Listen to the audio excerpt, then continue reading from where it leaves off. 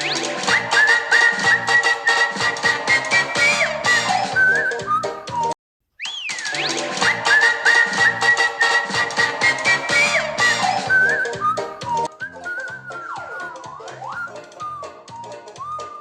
bubbles and proves that the magic is real. I'm wearing a short sleeve shirt, nothing in my right hand but the bubble wand, nothing in my left hand but the bubbles themselves.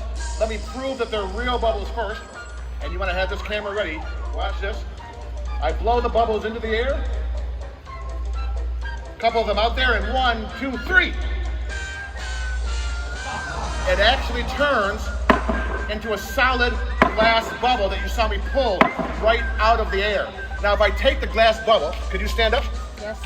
This is Zora, she'll be one of my assistants today. If I take the glass bubble and I put it into my hand, all I want you to do is blow on the hand. Well, if it was a real bubble, it would pop and disappear. Let's give Zora a big round of applause. Thank you. Woo! Now, I know because most of you are tennis players, as am I, it really helps to be a magician and a tennis player. Let me show you what happened last week.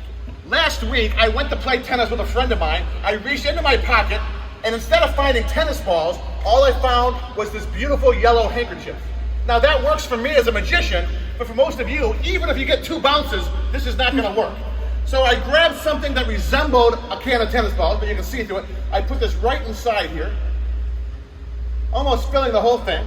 I grabbed an empty container. Let me show you this way.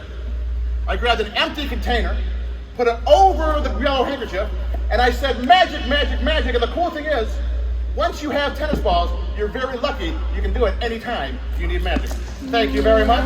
It helps to be a magician. I have number 1, 2, 3, 4, 5. Some of Harold's friends may have went to Michigan, so I didn't want to count too much higher. You understand?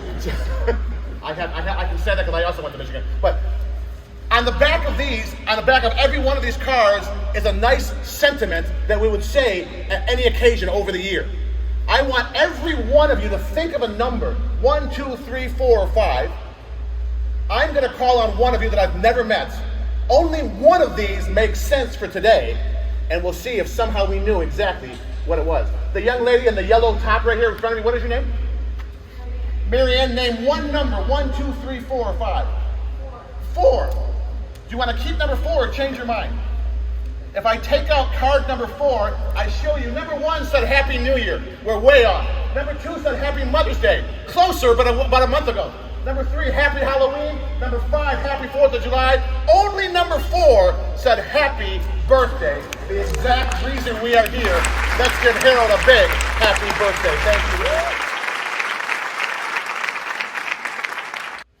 Now, believe it or not, my business of Jeff the Magician has been expanding quite readily. And very soon, next year, Jeff the Magician Enterprises is going to be opening up a magic restaurant, a magical dining experience that will be called Jeff's Delicious Delicacies. Now, I want to try something here. I have the guest check for a 5-course meal. And, what is your name? Brendan, we're going to have 5 courses read to you, and if you don't mind, I'm going to have you kind of stand right here, and course 1, you're going to write down course 2, course 3, and then they're going to whoever it is going to tell you the price. Write the price of each course right there, and we'll have someone help you add it up. Does anybody have a calculator on their phone that they can help with?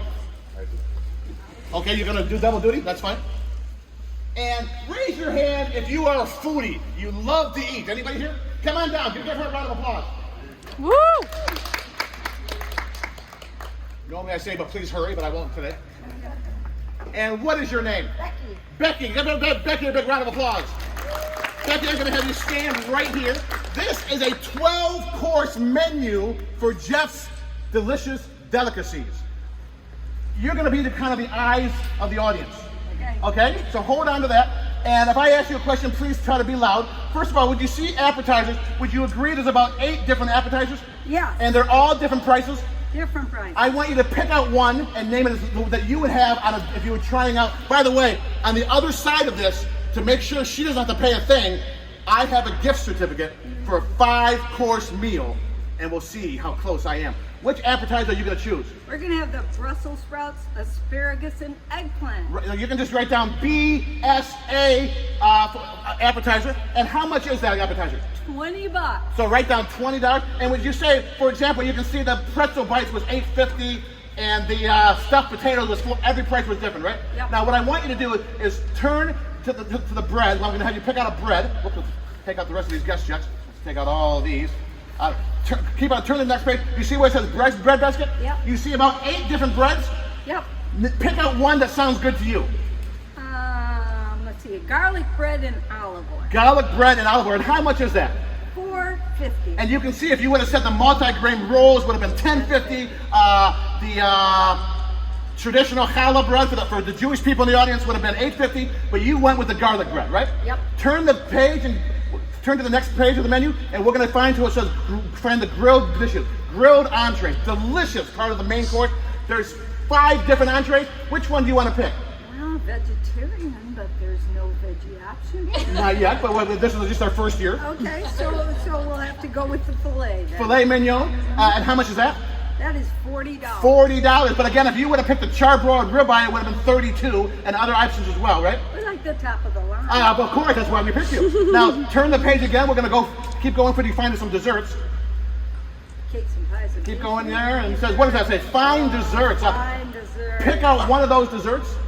Well, we've just had a pretty serious meal. I like the way she thinks. We could go for the assortment of fresh fruit, but that sounds so bland. Okay.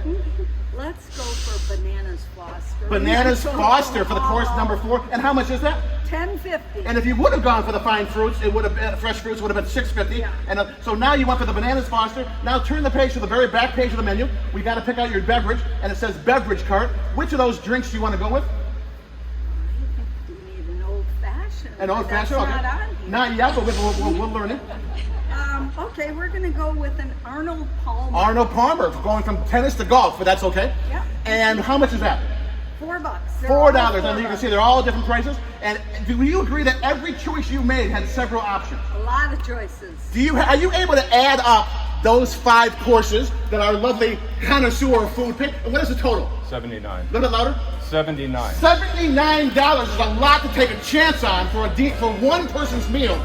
This says right here, Jeff's Delicious Delicacy. Since we already know exactly what you will order and how much it will cost, this gift certificate entitles your special diner to a delicious 5-course meal in the amount of $79. Exactly what I predicted from the beginning. When I was setting up, I went into the break room and I found an unopened can of peas. Don't take my word for it. Would you agree there's an unopened can of peas that you would find in any store and a can opener? And I'm going to show you what is my favorite card trick that I've ever done. I have a deck of cards here, and every single card here is different. You can ask people who know me, I am playing with a full deck.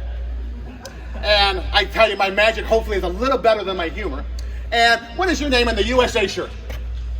Can you come out? You don't have to come all the way down, but just come to the steps here. Give her a round of applause. And perfect, get the help, very good. And Lisa, every card here is different, would you agree? Yes. I'm gonna give them a little mix up like this until I just say stop very loudly. Stop. Take that card, turn towards the audience and go and show it to them like this, but don't let me see it. I can only see the back. And now Lisa, look at me over your shoulder.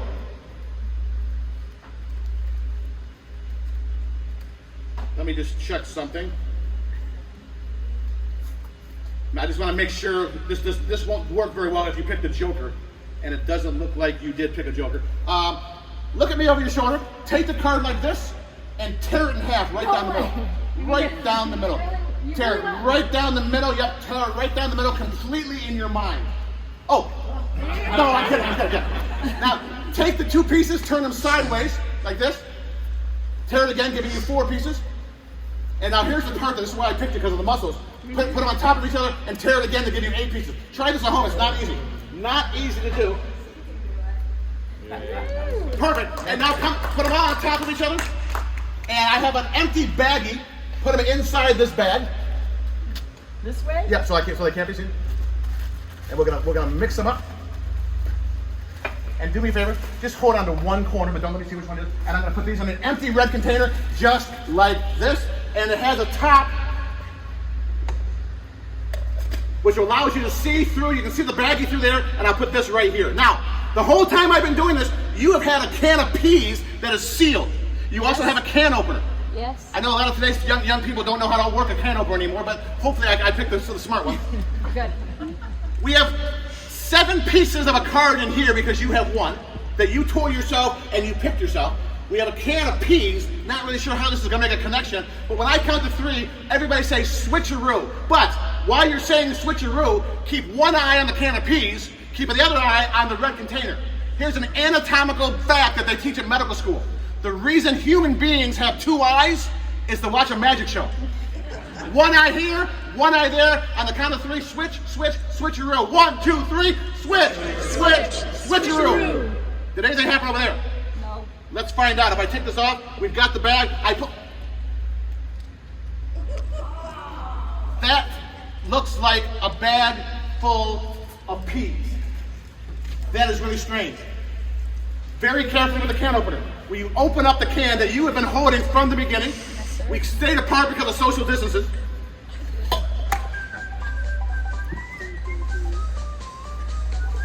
Look at her go. And please do not cut yourself. That edge can be sharp. Take the little top off. Reach inside, and what do you got inside there? A. But wait a minute, there seems to be a corner missing.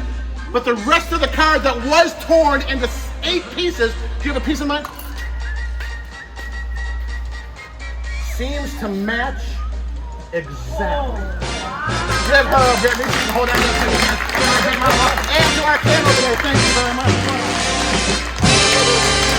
I picked a board here that has 8 or 9 different celebrities, pretty well-known people, hence why there's called.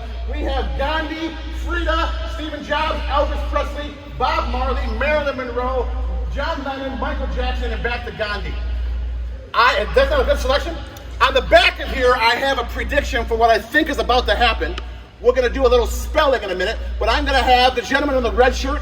Can you just yell out one of these selections? Reddish, green, reddish. Bob Marley. Now, if we spell the word Marley from Bob Marley, we get M-A-R-L-E-Y. Who did we come to? That's John Lennon, would you agree? John Lennon. I believe he was one of the Beatles, am I right? Now, if I turn this around and I had a prediction of John Lennon, would you guys be amazed? Now, keep in mind, it is a prediction, but it's a 2022 prediction. It's a QR code. Who's got a camera? You can either use your camera or a QR reader. I'm curious if you did it from your phone.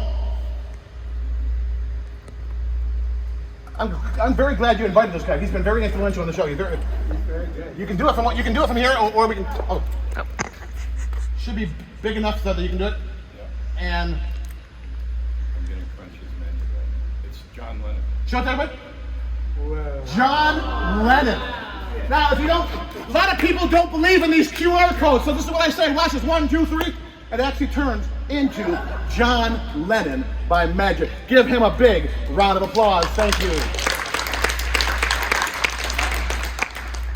On this bag, I have something so rare, there's only been 2 ever found on planet Earth. The first one was, they say, was owned by Cleopatra herself, the queen of ancient Egypt. The second one, they said, they found at a garage sale in DeWitt last week. And I bought that for $5,000. What is it? It's in this bag. It is the world famous, giant-sized, invisible deck of cards. Have you ever seen one of these? That's okay, it's invisible.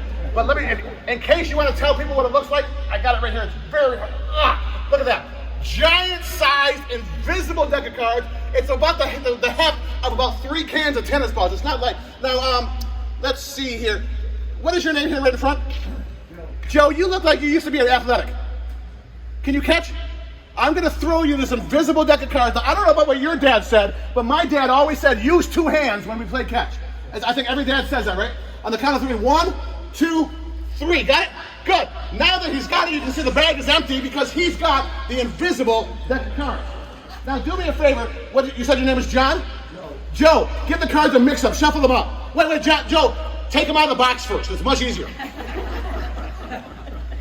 Now give them a good mix-up. And what is the name of the gentleman behind you in the vest? Lynn, do me a favor, Joe. Fan out the cards towards Lynn. And do me a favor, Lynn.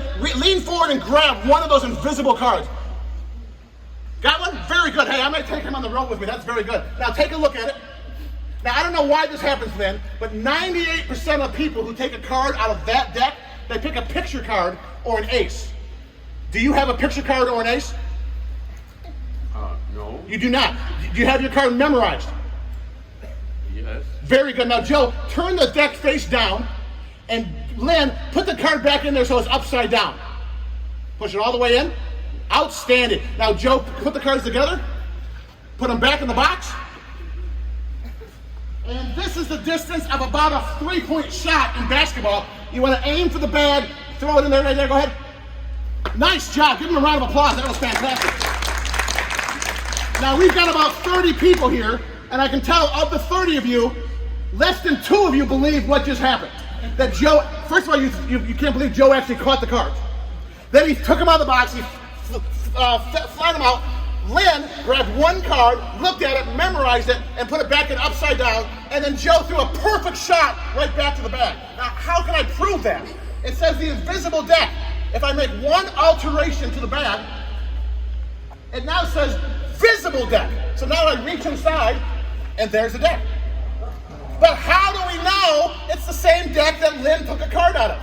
For the first time, Lynn, what was the name of the card you took out of that deck? Yeah. The 8 of hearts. Are you serious? When I open this deck up, you should notice, if he did it correctly, first of all, every card is facing all of you guys. Let me just put this back over here. Every card here is facing towards you. Do you see them all facing towards you? Except one. Anybody see one not?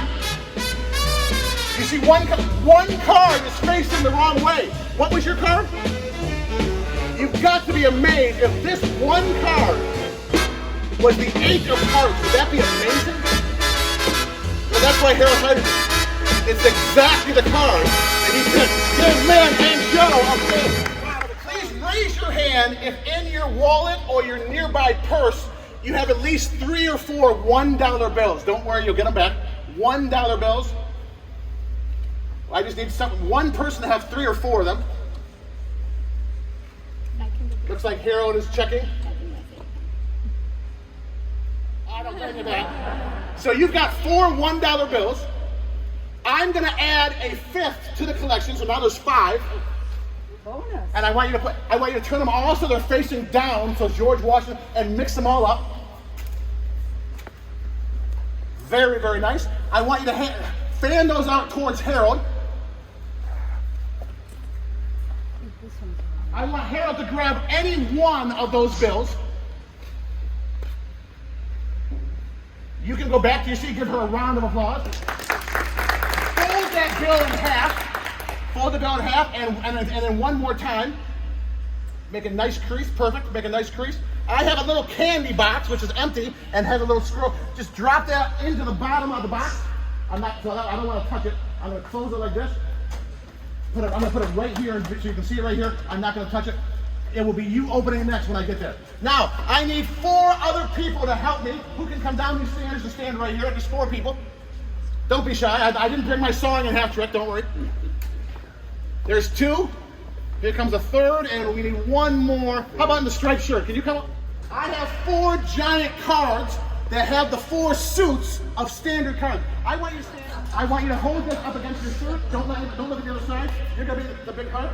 You have the spade, and you are the queen of diamonds over here. Hold it there so everybody can see it. Keep it next against your shirt. Perfect. There's something on the other side of the back I don't want you to know about yet. I don't want them to know about it yet. I have with me a normal deck of cards where every single card is different. You can ask my friend John up there. I'm playing with a full deck. But on the back of every card I don't know if you can see them, are big numbers between 1 and 52. Can you see them? Every single card, 52 different numbers on the back. I'll show the camera lady, and you can see them all different. For the club, In the Michigan shirt, name any value of clubs in the deck. Any value you want. Queen of clubs. And I'm going to put the queen of clubs right here. In the, let's see, in the black shirt up there, name a value for the hearts. Any one of the hearts. The 7 of hearts. I'm going to put the 7 of hearts right next to it. Halfway there. Now we've got the spade. And the blue and white striped shirt. Young lady, what is your name? Any value of one of the 13 spades. The jack of spades is going to go right next to it. And finally, we've got one more. The young lady on the blue shirt in the back row. Name a number or value. Actually, the one next to you. One of the diamonds. Any one of the diamonds. The 9 of diamonds. Very interesting. Okay, now before we do that, there's 4 cards there. That means there's 48 cards here that are not in use. That means there's 12 of each suit that is not in use. Does anybody want to change to a different value? Let's find out what we have. On the back of the Queen of Clubs is the number 27. On the back of the 7 of Hearts is a 48. On the back of the Jack of Spades is a 22. And on the 9 of Diamonds is a 16. By the way, if you would have picked a different heart, the 3 would have been the number 13, just to show you. If someone would have picked the 7 of Spades, that would have been the number 6, just to show you everything. If someone would have picked a different diamond, how about the King of Diamonds, would have been the number 50 and so on. But those are the 4. We have those numbers. 27, 48, 22, and 16. When you turn around the club, the picture, and show, we have a 27. Turn around the heart. We have a 48. Turn around the spade. We have a 22. And finally, we have a 16. That is amazing. But wait. Before this started, our lovely restaurant fan took out $4 or $5 bills. I added 1. She mixed them up, and Harold grabbed 1, folded it, and it's been there the whole time. Can you stand up, Harold? Slide open the candy dish top and take out the dollar bill that has been there the whole time. Unfold the dollar bill. And as you know, every bill has a serial number, and no 2 bills in the universe had the same serial number. Now, before you read anything, all this information came to me last night in the middle of a dream I call my premonition. There's a letter in the front and the back of the serial number. I want you to ignore that. But very loudly, what is the serial number? 27482216. Wow. But remember I said to ignore the numbers and the letters in the front. Out of curiosity, what was the first letter? F as in Frank? And what was the last letter? D as in David. That was my premonition. Thank you very, very much.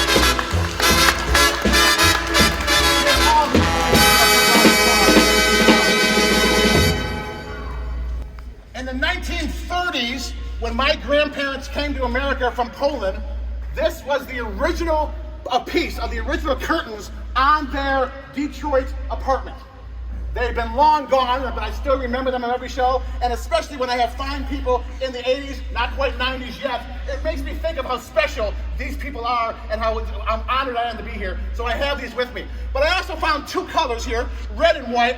I have a white handkerchief and a red handkerchief, and I'm going to close up this bag on Velcro, just like that. It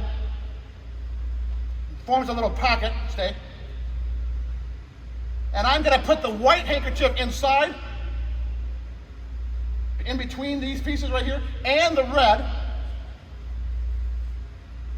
Push them all the way down, just like that. Now, I was trying to come up with different things that tennis and Harold have in common. Okay? He looks good in yellow. He looks good in all colors. But the thing that I came up with is the word love. Now, in tennis, we know love is not what you want to have. It does mean nothing. But there's nothing we're not going to keep from Harold today. But love really shows what Harold is, because look at all you hear. You're here. He's got beautiful grandchildren. He's got a lovely wife, a lovely family, and he's going to be going on for years and years. So everybody say, we love Harold. We love Harold. Now, if I shake this up a little bit, and I open it up, and they kind of fall, wait a minute, they kind of fall out, but you can see when you truly love somebody, love never means nothing when it comes to our family and our friends. And when it comes to Harold, we know that love is the highest score you can get. Give him a big round of applause.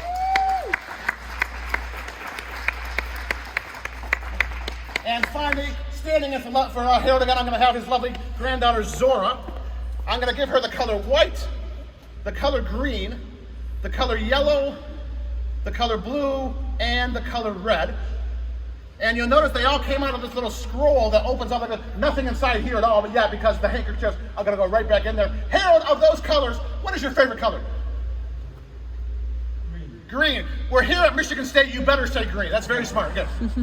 We put the green one in the tube, and of course we know now the tube is no longer empty. What's your second favorite color? White. Picked a very smart man. Most people that don't live as long as 89 without being that smart. Green, what's your next favorite? Yellow. Yellow. We won't call it maize. Except that guy down there, Robo. We got yellow. Next favorite color? Blue. Blue goes in there. And finally, the color red makes this tube pretty overflowing. Fill the whole tube with all these bright colors. Everybody say, happy birthday, Harold! Happy birthday, Harold. Everybody say, we love Harold!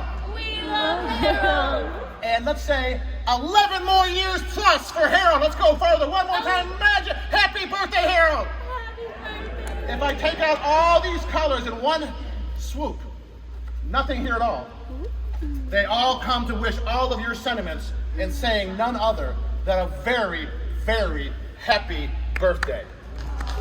I am Jeff the Magician. It has been an honor. You can find me at Culver's of Eastwood Town Center every Monday night. He celebrates his birthday like nobody I've ever known. He throws himself a party, he invites us all to it, provides us with food and merriment, and he brings us together. He enjoys humor at his own expense, but he also enjoys humor at our expense. For me, Harold models friendship as friendship should be. Harold, Ananda, Kumar, Mondol, happy birthday.